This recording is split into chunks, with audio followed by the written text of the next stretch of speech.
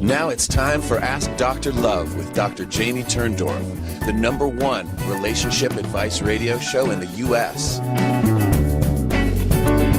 Welcome to Ask Dr. Love Radio. I'm Dr. Jamie Turndorf, and I'm thrilled to be introducing you to Jack Canfield, the beloved originator of the Chicken Soup for the Soul franchise, which has sold more than 123 million books worldwide, and over 500 million copies are in print worldwide.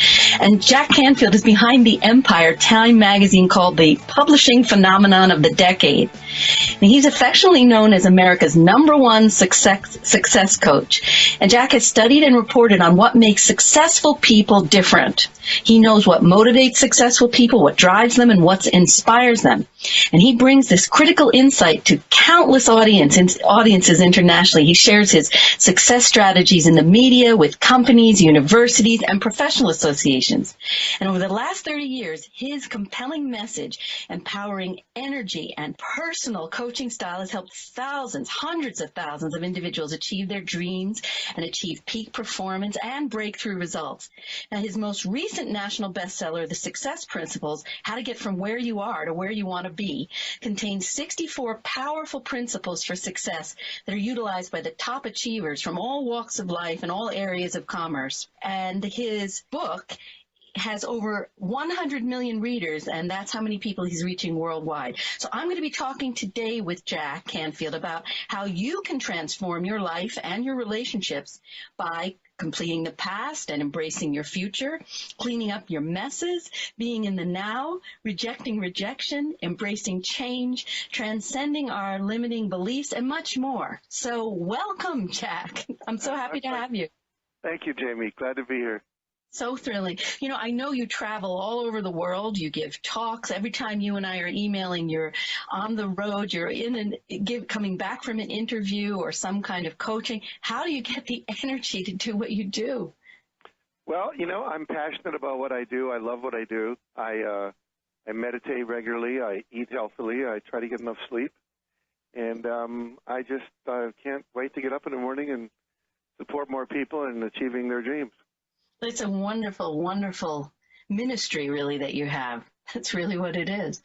So I want to talk because Ask Dr. Love and my ministry is all about relationships. So, and I know you talk a lot about finances and helping people improve their financial picture, but let's start talking a little bit about relationship success, because you have a whole section in your new book, The Success Principles, about relationships. And one of the things you talk about is cleaning up your messes and your incomplete. So what do you mean by that? Well, in most relationships, people have unspoken words, unspoken resentments, unspoken desires, things that they want that they're not asking for. And so, you know, I just pick some stuff from my own family. You know, my brother died recently, and he and I had not spoken to each other for almost a year. And so when he died, it was kind of, oh, God, I wish I'd said that. I wish I'd said this. And so for a lot of people, we're walking around with all of these, you know, unspoken emotions, unspoken hurts and fears and so forth. And so it's important that we clean that up and get present with each other. So that I remember reading a book back in the 60s about a guy who said if he got up and walked out of town today, there's nothing unsaid between him and anybody. He lived presently in the moment.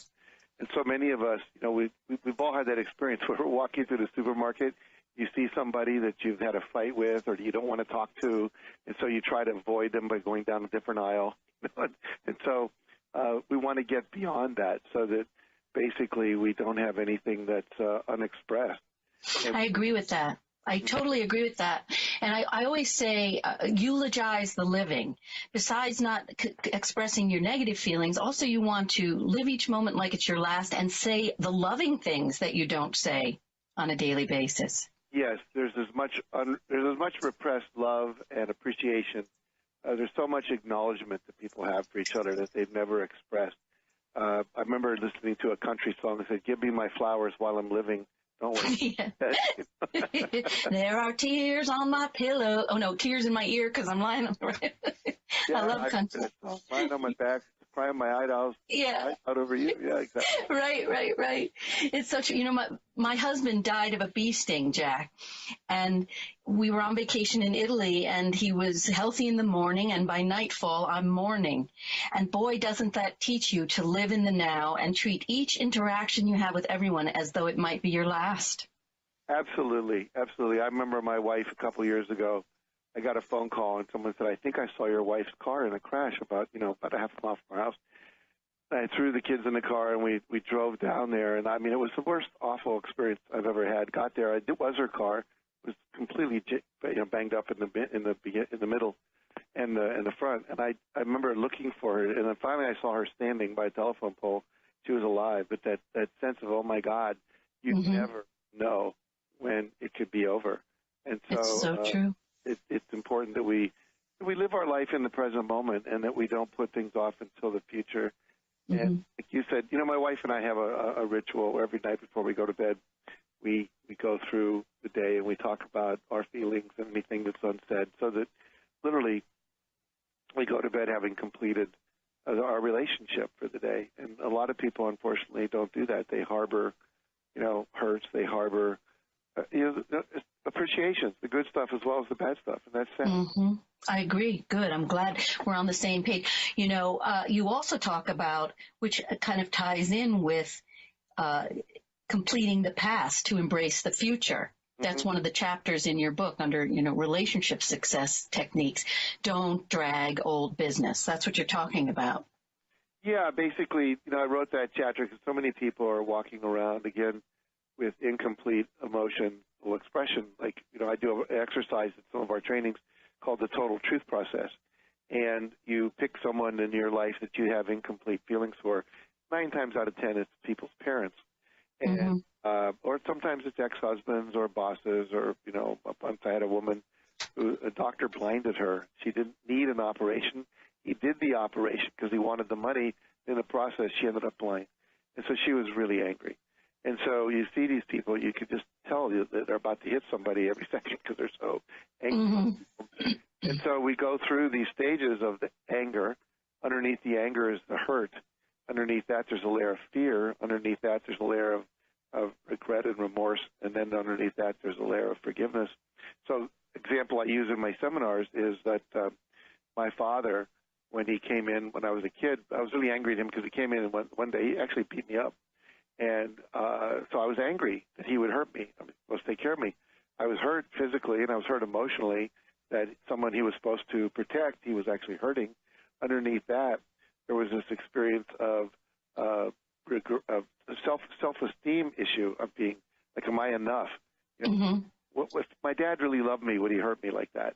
So maybe I'm not lovable. So there's this doubt that shows up. And underneath that, there's the responsibility that I didn't get beat up because my dad just blew it. I lied to him. He found out, he came in, and he kind of lost it. So I wasn't a total victim, because if I hadn't lied, I wouldn't have gotten beaten up. And then what I wanted is not to get beaten up, and I want to be protected and safe, and I want my dad to love me, and then I can forgive him and go back into a state of love. So whenever we're upset with somebody, there's usually layers of emotion, and most people just get to one layer. Women often cry more than they get angry. Men get angry more than they cry, and then that's it. It doesn't go back down into the love. Until we express all of those emotions, we're stuck. It's so true. You have to have the rainbow of emotion.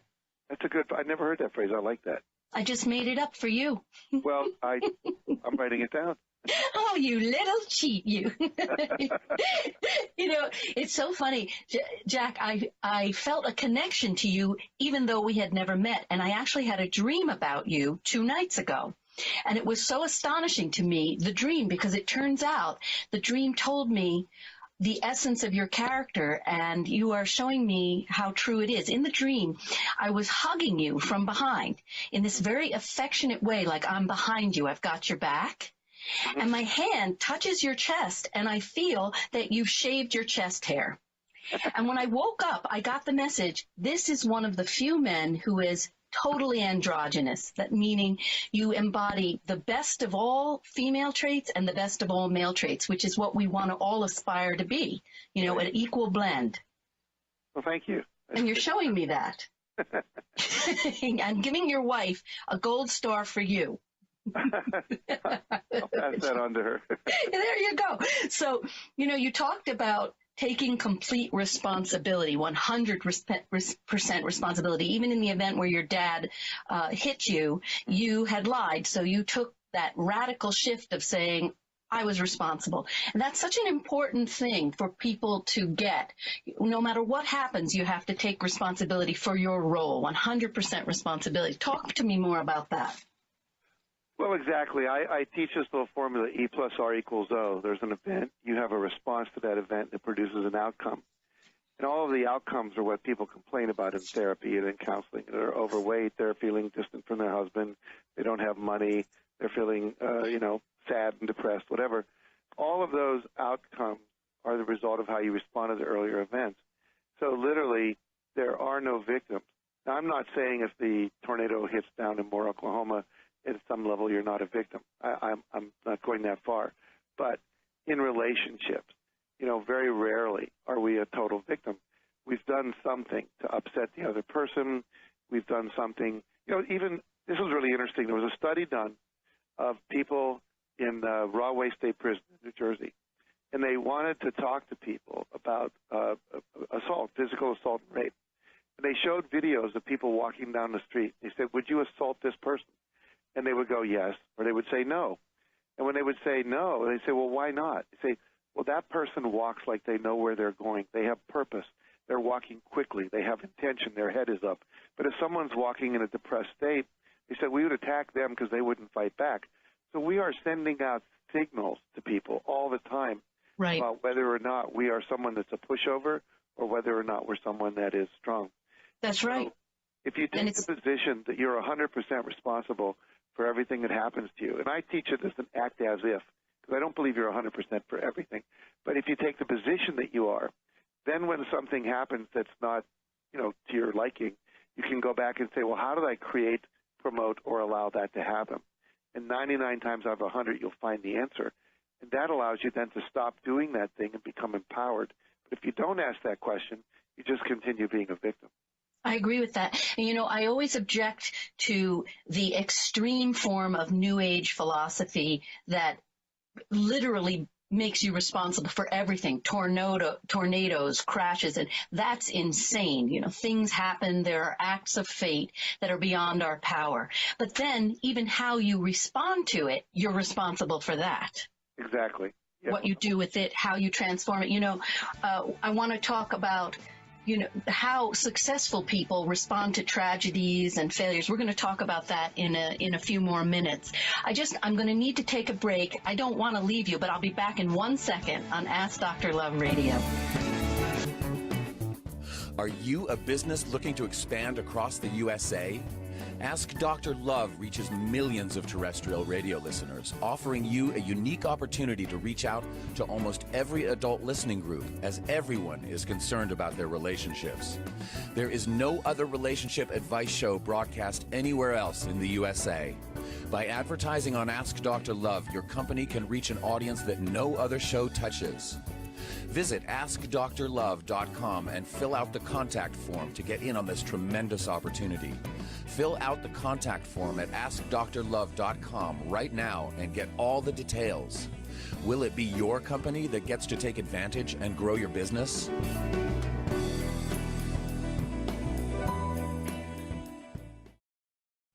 If you served in the Marine Corps, by now you know about the contaminated water problem at Camp Lejeune. If you were stationed or worked at Camp Lejeune from 1953 to 1987, you probably have a lot of questions. We have some answers. You could be entitled to compensation. Billions of dollars are being allocated to pay for damages to anyone stationed at Camp Lejeune during that time. Unfortunately, it appears that officials may have known the contaminated water problem existed and did little to protect their men. The Semper Fi code was not honored. If you or someone in your family has developed a serious illness, including various forms of cancer, call this Camp Lejeune legal support line right now. You can't turn back the clock and change what happened, but you can certainly call right now and learn your rights as a Marine.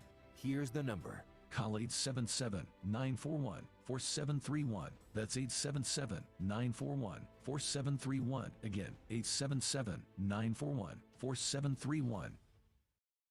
Imagine this is your money and someone wants to take it from you. Who is it? The IRS.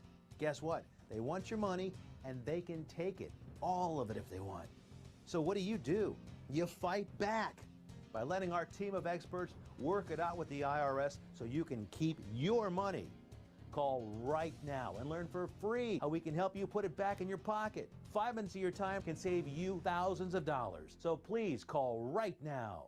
Want to save money on your next flight? Then pick up the phone and call, because the best prices are not online. See, SmartFares has special deals with the airlines. When they have unsold seats, they use SmartFares to fill them. So you get airline tickets at ridiculously low prices. With the extra money you'll save, you can book another trip or treat yourself to dinner. Call today and get the best price on your next flight, guaranteed. Also, save up to 50% off business and first class tickets. You're listening to Ask Dr. Love with Dr. Jamie Turndorf. If your heart is still hurting over the bodily loss of your loved one, the reason is simple. We're not meant to be separated from those we love, and reconnecting is the only way to end the grief. But reconnecting and staying connected requires guidance. As a gift to her listeners, Dr. Turndorf is offering a limited number of discounted grief relief sessions to help you reestablish a relationship with loved ones in spirit and resolve any unfinished issues. If you're ready to experience the healing and joy of reconnecting, visit drjamieturndorf.com/grief relief to schedule your session. But don't wait, space is limited. Visit drjamieturndorf.com/grief relief to find out more. And now, back to Dr. Turndorf. Welcome back to Ask Dr. Love Radio. I'm talking with my wonderful guest, Jack Canfield, the author and creator of the Chicken Soup for the Soul franchise. Jack, this is the time in my show where I call it Dr. Love's Quickie. And I guess you can guess by that it's a very short segment. And I always do in the Quickie segment little tweets. And so in honor of your visit with me today, I created some tweets that embody your principles. So would you like to hear a couple of them? Sure, that sounds like fun.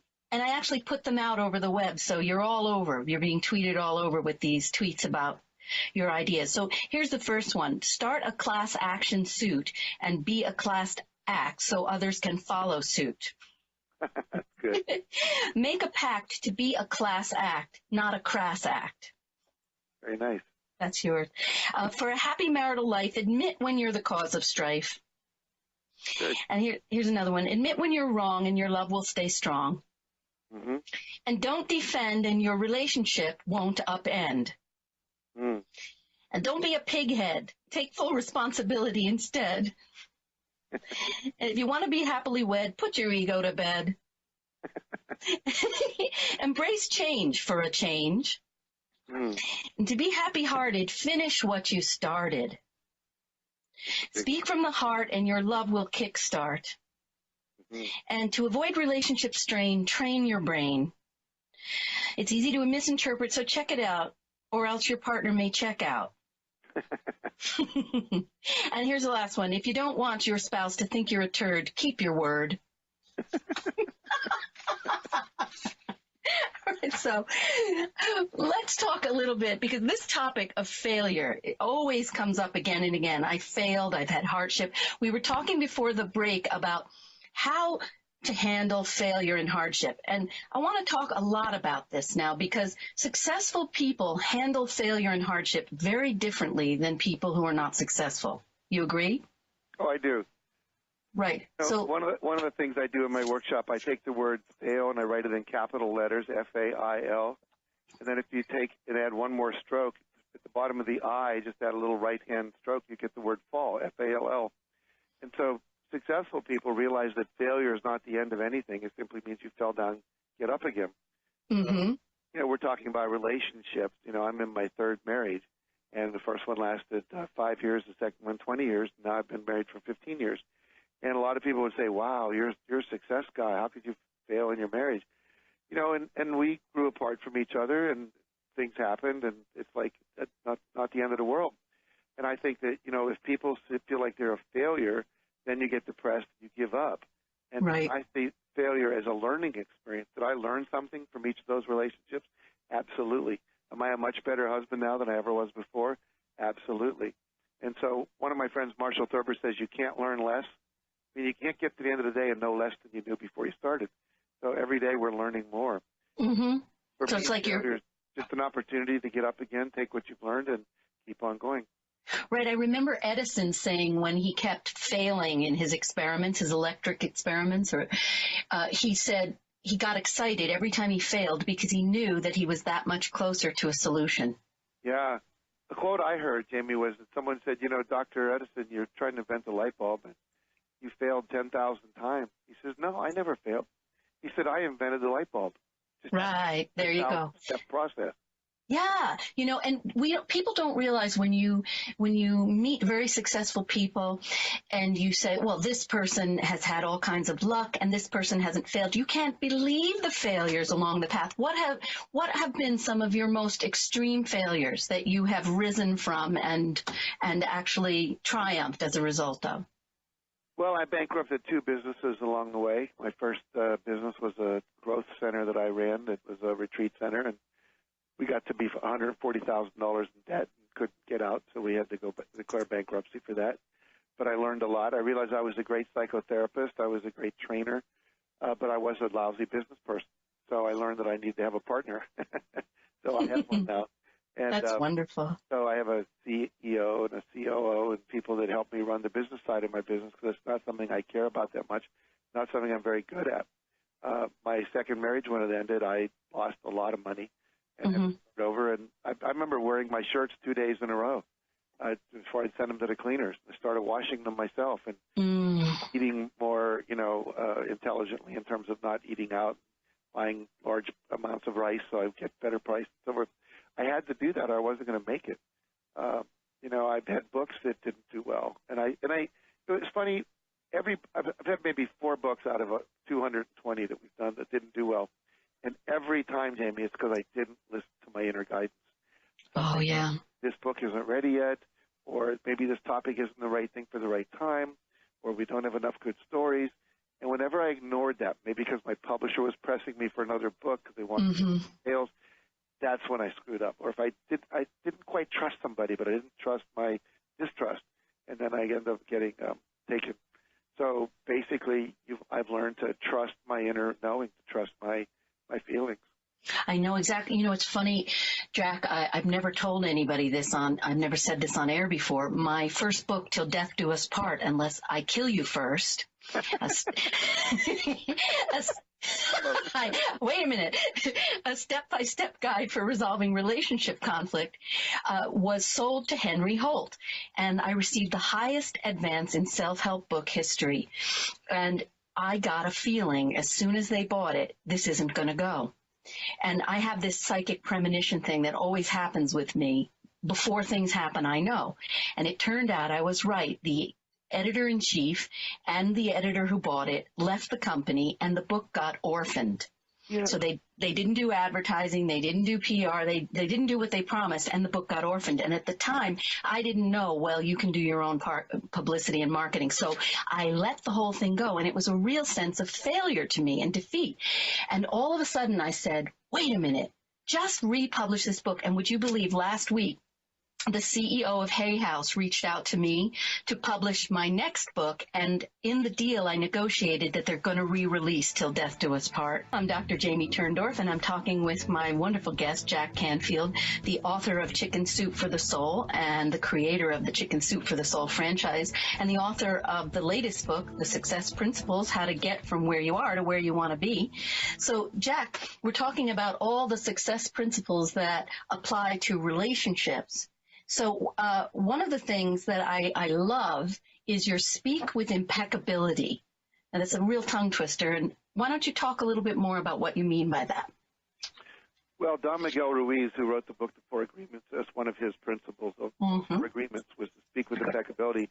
And the way he talked about it was you never talk about yourself in any negative way, no negative put-downs, no self-judgment, etc. And we extended that out to include talking about other people as well, that you don't gossip, you don't talk about judgments of other people and so forth. Easy to say, easy to write in a book, very hard to do. We're naturally, I think, especially in North America, we've been brought up in a culture that's extremely judgmental, and we've introjected, which means we've taken on the voices of our childhood from our parents, from our teachers, from our priests and ministers and Boy Scout leaders and so forth, all these judgments. And so we have this constant inner critical voice going on. And one of the things I teach now is turn your inner critic into an inner coach. Right. And it's literally a part of you. You know, our parents, when they told us to wear clean underwear in case we got in an accident, or told us to go up our room and think about something we did, or, you know, whatever, they weren't trying to punish us or hurt us. They were trying to teach us to be successful. The problem is many of the things they said had a reverse effect on us. So this part of us that's telling us we're not enough, we shouldn't take that risk, we should never have said that, you know, et cetera, that part is really trying to help us. We have to retrain it. And you have to start by appreciating that voice. It's a dialogue you have to do with yourself. I just wrote a new book that came out from Hay House, actually. We just talked about Hay House. Called Tapping into Ultimate Success. And you're probably familiar with EFT and tapping. Oh, sure. And so we took all of the principles from the Success Principles book, and we came up with all of the different fears that show up and the limiting beliefs that people have about these principles, like taking 100% responsibility. Like if I don't blame someone, does that mean I'm condoning their behavior? No, not necessarily. So what we have to do is we can tap on these points, these acupuncture points, while we're holding these limiting beliefs, this self-judgmental talk, etc., and we can actually disappear those through tapping. And book Tapping into Ultimate Success, you know, using a kind of play on the words with tapping, we actually have a DVD. It's 90 minutes long. It demonstrates all of these different tapping techniques, including how to tap out your inner critic and turn it into an inner coach. But learning to speak, you know, in the Bible it says in the beginning was the Word, and the Word was God. And so, you know, God created the universe, if you want to take that, whether you believe it literally or metaphorically, through word, through thought. And so the words we speak and the thoughts we think are actually creating our reality. So we have to become much more conscious and aware of that, something that none of us were taught in school, but now as adults we need to learn. I know. And what I find very helpful, and actually it's as if you were sitting in a group that I was running last night, talking about this inner toxic introject, that very often when that negative parental voice comes up, people become like deer in the headlights. They freeze, and they are like little children, stunned, and they don't think about dialoguing with the voice and speaking with it, which dissolves it and softens it and disarms it, you know, because you just sort of regress back to the point where you were being beaten down verbally or physically, and you're just frozen. So the active process, you know, of tapping and dialoguing brings the adult you into the equation, and it helps dilute those negative voices and transform them into the coach. Well, it's true. And the other thing, since I know you're familiar with Gestalt therapy, when you dialogue with an inner critic, you actually at some point have to become the voice of the inner critic. And normally we identify with the one being criticized, not with the one who's doing the criticizing. Your power is in the critic. And so as we become the critic, we allow ourselves to own the power that up until now we've been the one cowering under that voice. As we go back and forth between those two voices, to integrate the power of the critic with the sensitivity of the one being criticized, you integrate those two parts and you become a powerful person. It's so true. It is so wonderful. So you also have a chapter that's called Be Here Now, and you spell it H-E-A-R. So are you talking about listening? Yes, I am. And the idea is that most people are not good listeners. They're, like my wife, when I first met her, was a great talker, but she didn't listen very well. And so at one point, I remember one day saying, you know, honey, I listen to you. You need to listen to me. There's got to be a dialogue. It has to be fair. And so what happens in a relationship, often you get one person who talks a lot and the other person who listens. And the one who listens, the one who's talking needs to learn to listen. People love you when you listen. I'll give you an example about a powerful relationship transformation. I took a workshop once, and this guy taught us a question. He said, just ask this question of people. If we were sitting here 3 years from now, what would have had to have happened for you to feel happy and content with your success, with your progress? And I asked my sister that. I was just trying it out. And for the next 45 minutes, she just went on and on and on. And I just kept saying, that's interesting. Tell me more. At the end of that 45 minutes, she said, Jack, this is the best conversation we've ever had. And I hadn't said anything other than Exactly. Exactly. People need to be listened to. We hunger for someone to listen to us. Absolutely. I always say listen with the ears of your heart. Because I really believe that your heart resides in your ears. We all need that patient, attentive, kind listening. That's the parenting that we all didn't quite get enough of, or the right kind of. And we can do that. We can actually be loving, nurturing, listening parents for each other, and so healing.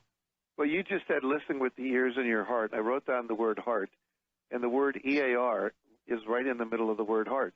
There you go. And there you go. H-E-A-R, H-E-A-R, then the letter T. So there. It's built into the language. You know, it doesn't say mouth in the middle. There well, God gave us 2 ears. I say this until death do us part. God gave us 2 ears and 1 mouth so we would listen more and talk less. Yeah, that's good. You know. So, and yet, and your wife obviously was open enough to you that when you told her, put a sock in it and just listen, but you didn't say it that way. I didn't, but she's my wife's a great listener now. You're a good coach and trainer. Yeah. Well, especially with kids, you know, if you've got parents listening to this, what happens is children are just begging to be attended to. Virginia Satir, who is a great family therapist, said that, you know, we have 3 basic needs. We need to be touched, we need to be listened to, and we need to be taken seriously. And most kids are not touched, they're not listened to, and they're not taken seriously. So we grow up with this default. And so when we listen, there's a great book written. It was called How to Talk So Kids Will Listen, How to Listen So Kids Will Talk. And the main thing is to reflect back what somebody said to you. So if you said to me, oh, I had a great group last night, this person got up and did X, Y, and Z, and I said, wow, you really did have a great group last night if that person got up and did X, Y, and Z. I just reflected back to you what you just said. Now you feel heard. Most parents and most spouses don't do that. So it's really very important. I think, you know, one of the things that we built into our relationship is heart-to-heart time where we sit facing each other, knee to knee, eye to eye, and for 45 minutes we just talk about whatever's up for us. And that's changed our relationship amazingly. Absolutely. It is you literally take turns holding each other's hearts and souls and feeding each other. We need it. We all need it. And if you do this on a daily basis as you do, your relationship just thrives. It absolutely does. Well, one of the things, you know, right underneath the Be Here Now chapter, if you're looking at the table of contents, says have a heart talk. And that's a technique that I learned from a guy down in San Diego, and named Cliff Durfee. And I was walking by this booth once at a conference. He had all these kind of beanbag hearts piled up. And I said, what are this? And what it is a technique where I hold this heart and I get to talk until I'm done. And as long as I'm holding the heart, you can't talk. When I'm finished talking, I give the heart to you. Now it's your turn to talk. And we can also pass it around in a circle like we do with our family when all of my 3 kids are here. And so what happens is this heart talk is a simple technique. It simply gets people to stop talking until they have the heart so they actually listen. It's such a powerful tool. I love it. That in a relationship, passing the heart back and forth or around in a circle would transform the communication. If my wife's upset with me, her sister knows, her mother knows, the ladies at the checkout counter at the supermarket know. You know, I'm the only one who doesn't know. And You mean that they don't know that the foreplay's not a 10? Yeah, bad reputation. Bad. It's at the grocery counter. Not good. I know.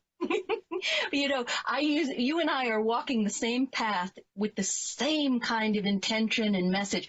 I always use the image of casting out a line. You know, when you're fishing, you throw out the bait, and that's asking that question. And then I want to reel you in to get you to tell me more. Tell me how I could do better, how I can be more loving to you. So it's a wonderful thing to do. Mm-hmm. And it's so loving, just the asking. Even if you don't change anything, the asking is 99% of it. Yeah, I do think it's important to change. I mean, obviously you don't change everything because some things are just things that you're not going to change. Right. I want my wife to have a 10 experience with me, and she wants me to have a 10 experience with her.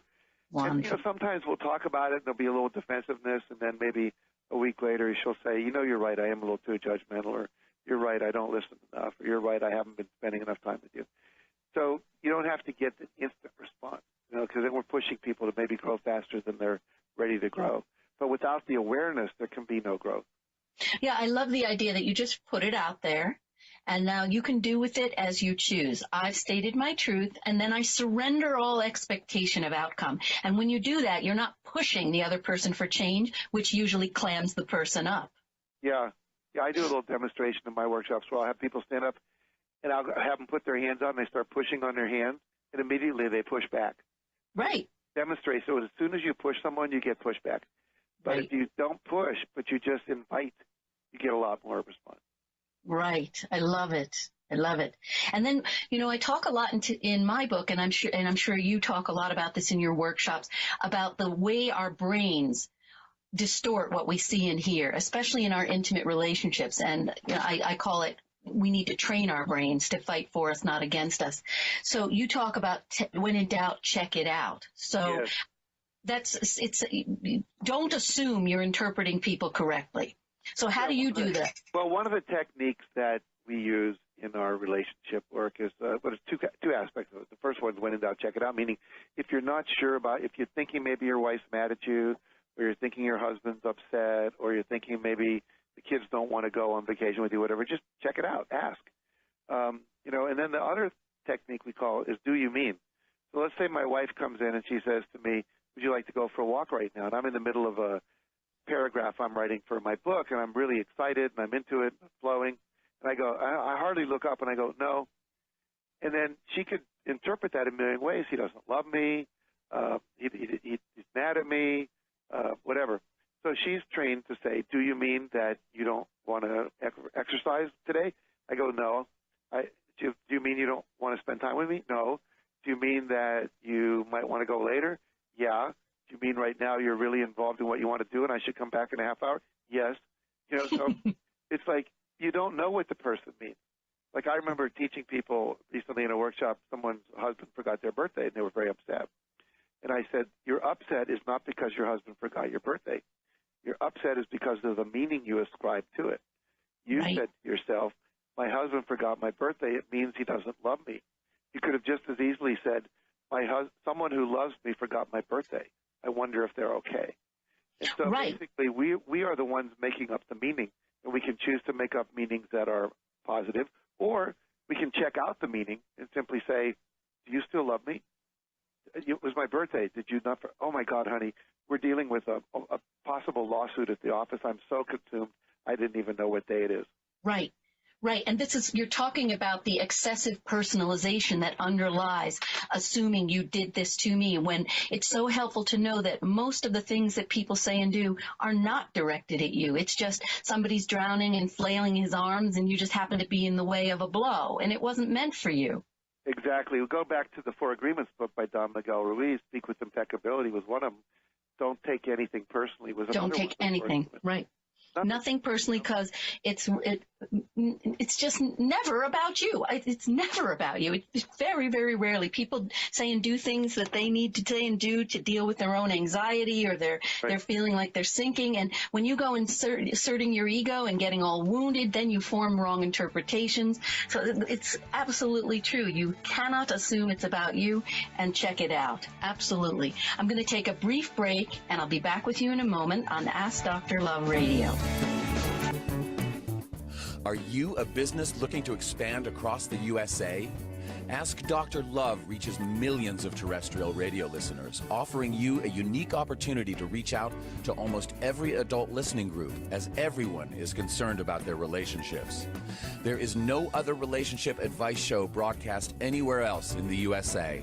By advertising on Ask Dr. Love, your company can reach an audience that no other show touches. Visit AskDrLove.com and fill out the contact form to get in on this tremendous opportunity. Fill out the contact form at AskDrLove.com right now and get all the details. Will it be your company that gets to take advantage and grow your business?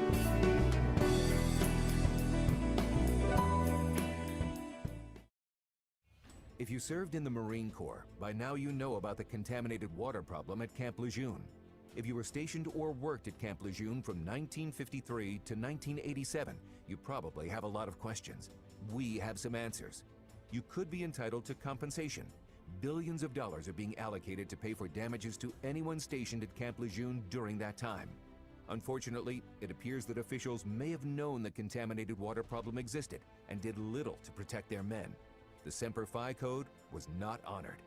If you or someone in your family has developed a serious illness, including various forms of cancer, call this Camp Lejeune legal support line right now. You can't turn back the clock and change what happened, but you can certainly call right now and learn your rights as a Marine. Here's the number. Call 877-941-4731. That's 877-941-4731. Again, 877-941-4731. Imagine this is your money and someone wants to take it from you. Who is it? The IRS.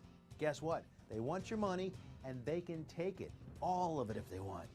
So what do? You fight back by letting our team of experts work it out with the IRS so you can keep your money. Call right now and learn for free how we can help you put it back in your pocket. 5 minutes of your time can save you thousands of dollars. So please call right now. Want to save money on your next flight? Then pick up the phone and call, because the best prices are not online. See, SmartFares has special deals with the airlines. When they have unsold seats, they use SmartFares to fill them. So you get airline tickets at ridiculously low prices. With the extra money you'll save, you can book another trip or treat yourself to dinner. Call today and get the best price on your next flight, guaranteed. Also, save up to 50% off business and first class tickets. You're listening to Ask Dr. Love with Dr. Jamie Turndorf. If your heart is still hurting over the bodily loss of your loved one, the reason is simple. We're not meant to be separated from those we love, and reconnecting is the only way to end the grief. But reconnecting and staying connected requires guidance. As a gift to her listeners, Dr. Turndorf is offering a limited number of discounted grief relief sessions to help you reestablish a relationship with loved ones in spirit and resolve any unfinished issues. If you're ready to experience the healing and joy of reconnecting, visit drjamieturndorf.com/grief relief to schedule your session. But don't wait, space is limited. Visit drjamieturndorf.com/grief relief to find out more. And now, back to Dr. Turndorf. Welcome back to Ask Dr. Love Radio. I'm Dr. Jamie Turndorf, and I'm talking with Jack Canfield, the beloved originator of the Chicken Soup for the Soul franchise and the author of the Success Principles, How to Get from Where You Are to Where You Want to Be. Jack, I'm having so much fun with you. I just could talk to you forever. Thank you. Well, so, let's talk a little bit about money, because I know a lot of your success principles do relate to money, and money does become a source of conflict in so many couples' relationships. Yeah. So let's talk a little bit about money. Sure. Yeah? So there's just so many things that we can say about money. I'm just trying to think where to go with this. So for one thing, you talk to people about money fights, I'm sure, a lot. Well, the problem with money fights is that people don't make agreements in the beginning of a relationship about money. And right. One of the biggest problems in all relationships are lack of agreements. People think they have agreements, but they've never been discussed. They've never been written down and agreed to. People often talk about in a relationship, there's the fine print in the contract nobody ever read. So, my wife and I, when we got married, I have a lot of money. I've been very successful, and she didn't. And it took us years to get to a place where she feels like she owns the money as well, because I made most of it. But now, there's so much. She gets so many dollars a month to do whatever she wants to do with, and I can't talk about it. I get so many dollars to whatever I want to do. If I want to give it to charity, if I want to give it to my sister, if I want to go buy a motorcycle, it's my money. And then there's our money. What do we do with our money? How do we invest it? Do we do philanthropy with it, et cetera? And so once we're clear, then it's simply a matter of keeping our agreements, or if something comes up where my wife wants to buy something or I want to support something that's not in the contract, we go to each other and we talk about it. It's a business. It's a business discussion. It really is. It really is. It really is. And if you have a two-income family, one person's making more than the other, are you going to both contribute equally to the rent, or are you going to do it in a prorated way, or is one person responsible for this, the other person responsible for groceries? And then you have to keep your agreements. I know a lot of people make agreements and then they cheat. You know, they sneak their clothes in that they bought and they don't put it, they don't unpack it in front of their husband. They take it directly to the laundry, so it comes back in the cleaning. And is that a new shirt? No, I've had that for years, So when people are doing that kind of stuff, ultimately the trust erodes in the relationship and so on and so forth. Money is a very, sex, money, and power are like the three big issues that kind of screw up relationships. Right. So money's important. And what I teach people, look, you need to be very conscious about your money. You need to know where it goes so you pay attention, you keep score. The second thing is let's learn how to make more money, and let's learn how to steward the money we have more effectively in terms of investment and so forth. Simple things like saving 10% of your money so that you automatically, and you can do that through payroll deductions. You can do it through just you're automatically tithing to yourself. So you've got some money when you're retired. The average American retires with a net worth less than $25,000. And that's a person who in 40 years of making $25,000 a year had $1 million pass through their hands and ends up in debt. And so the reality is that people need to become conscious about it. And it's one of the big issues I teach is that, you've got to set goals. You have to visualize the goal, have affirmations. Like my 100,000. Did you see the movie The Secret? Yeah. I have a classic story now I tell about my $100,000 story where I wanted to make $100,000 a year. I had no idea how to do it. I was making $8,000 a year as a high school teacher. And I set the goal to make $100,000. I took a big piece of green paper and I drew a $100,000 bill on it, my best idea of what it would look like, put it on the ceiling.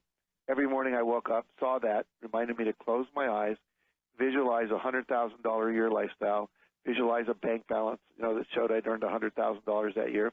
And then I would have an affirmation. God is my infinite supply, and large sums of money come to me quickly under the grace of God for the highest good of all concerned. And then I would do that visualization. Then I would take my shower. Well, nothing happened for 30 days. 30 days into it, I have this $100,000 idea. I had a book called 100 Ways to Enhance Self-Concept in the Classroom. Every time that book sold, I made 25 cents. That was my royalty. And so I figured if I could sell 400,000 books in 1 year, that would be a $100,000 income. Now, up until then, I'd never made more than $2,000 in royalties. But I started then thinking, how could I sell 400,000 books?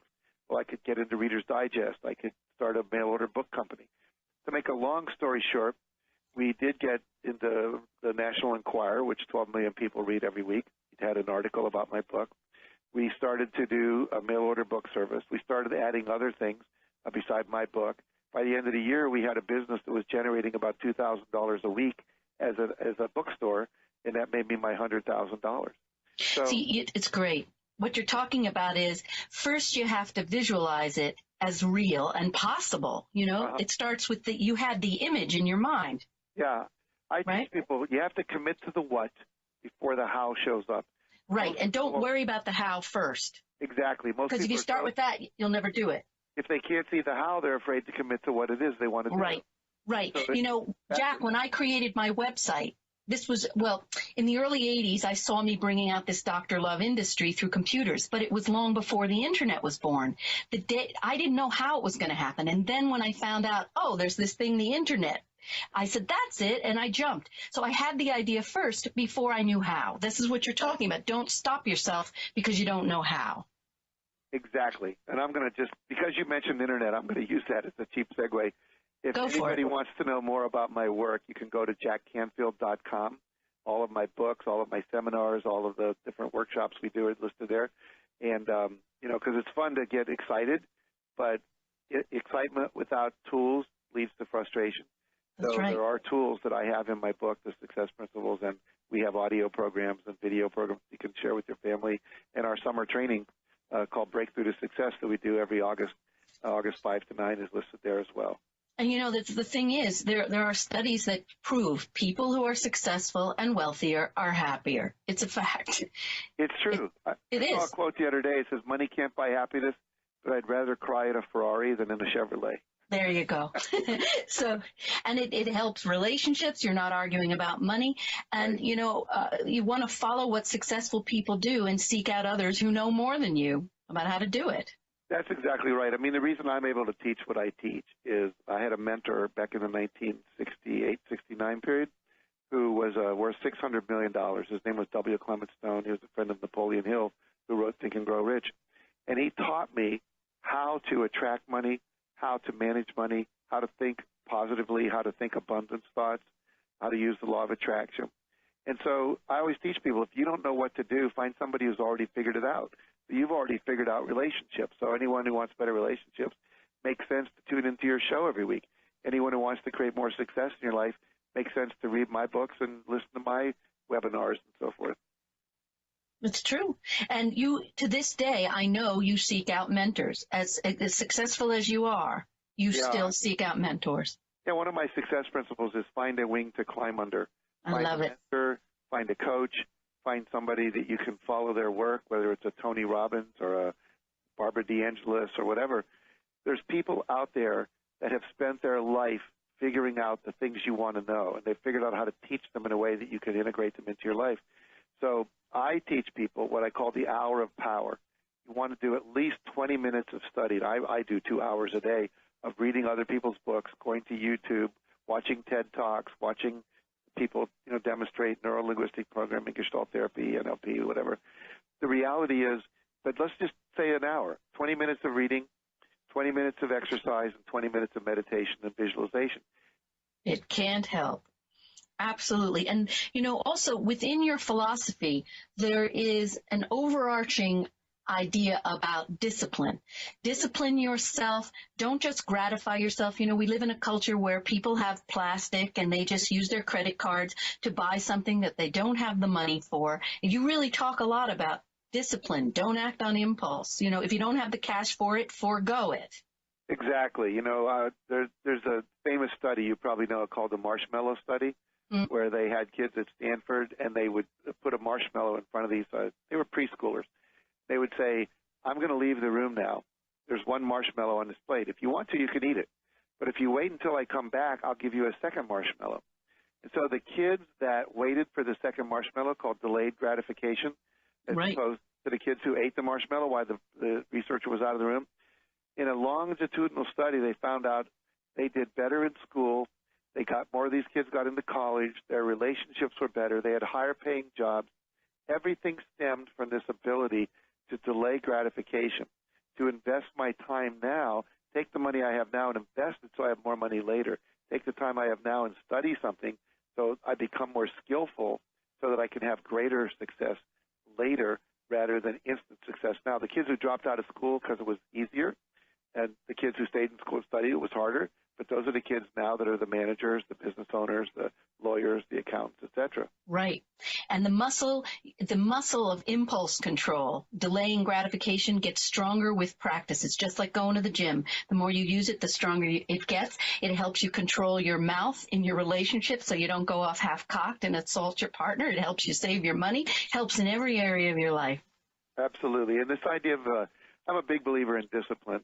I talk about daily disciplines like meditation, like writing in a gratitude journal, like planning your day the night before.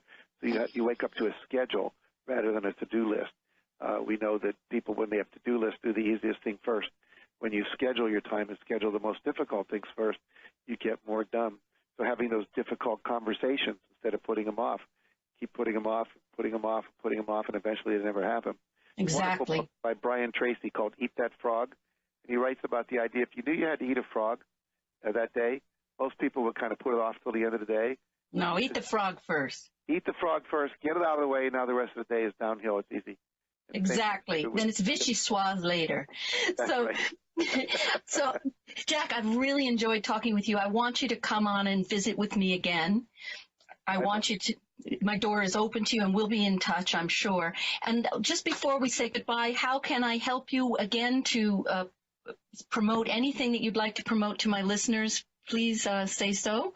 Well, basically, just go to Jack Canfield, that's C-A-N as in Nelly, F-I-E-L-D.com.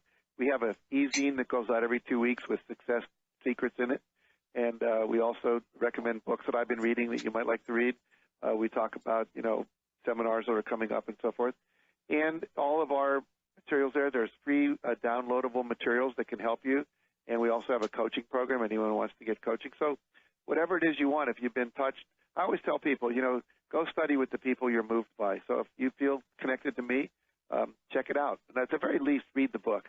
The book will change your life. I'm writing a book now called Living the Success Principles, and they're all stories of people who've read the book and whose lives have radically transformed. And so you deserve to be one of those people as well. That's wonderful. You're a wonderful guest. You speak with passion, and I've enjoyed meeting you officially now, and you are now in my inner circle, and I will be speaking with you again soon. Thanks again for joining me. My pleasure. Thanks for having me, Jen. You've been listening to Ask Dr. Love with Dr. Jamie Turndorf. Sign up for Dr. Jamie's newsletter at AskDrLove.com and receive her meditation audio that will guide you to open your heart and chill out during these stressful times.